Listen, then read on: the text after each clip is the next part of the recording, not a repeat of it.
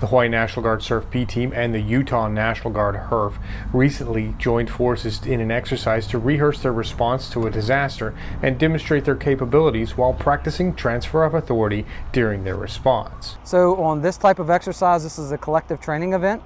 The idea is to bring together the entire CERF-P, all elements, decom, medical, S&E, etc., and have them work as one solid unit to come out and do life-saving measures in a sea burn environment.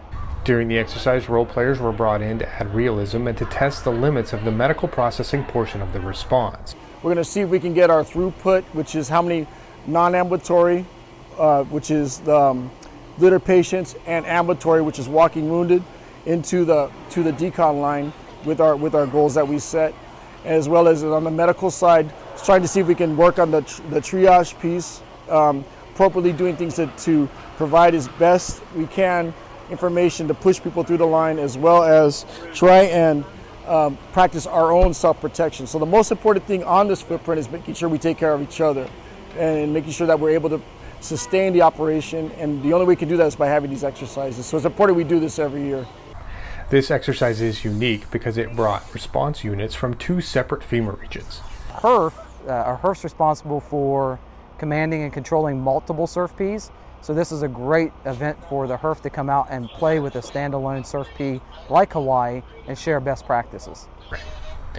The combined play in the exercise provided the units the opportunity to practice responding to a domestic tragedy over an extended time frame. So today's goal is a very unique one, where we're getting our FEMA partners from Region 8 supporting us in Region 9, as well as working on this handoff, because in a typical domestic operations situation, you only have like a 12-hour period to operate.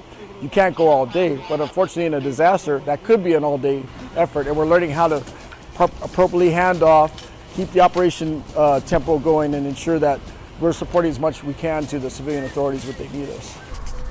This exercise went beyond the initial phase of disaster management to the eventual passing of responsibility to a larger force in order to transition to stability operations. We never get to practice and train on it.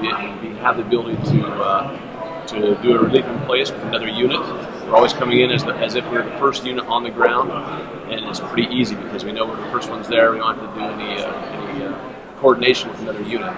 So this gives us the opportunity to train the communications piece, which communications is always an issue in any mission, but it gives us the opportunity to train communications with another unit and to come in and relieve them from their mission and take over that mission from them. Reporting with the Hawaii National Guard, this is Tech Sergeant Andrew Lee Jackson.